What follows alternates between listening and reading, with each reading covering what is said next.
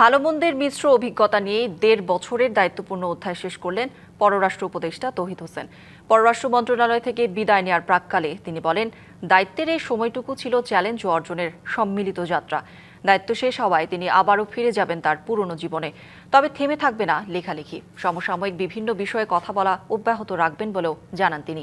বিদায়ের আগে পররাষ্ট্র মন্ত্রণালয়ের সিনিয়র সচিব আসাদ আলম সিয়াম সহ মন্ত্রণালয়ের ঊর্ধ্বতন কর্মকর্তাদের সঙ্গে এক সৌজন্য বিদায়ী বৈঠকে মিলিত হন তৌহিদ হোসেন।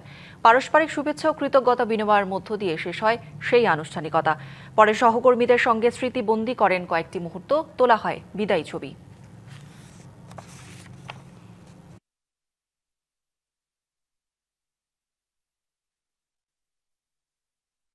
ভালো মন্দ মিলিয়ে তো ১.৫ বছর কেটে গেল। তো আমি আমার পুরনো জীবনে ফিরে যাব, কিছু লেখালেখি, কিছু মাঝে মাঝে কিছু কথা বলা, এইটুকুই। সেই সূত্রে হয়তো আপনাদের সাথে এরপরেও আরো যোগাযোগ হবে।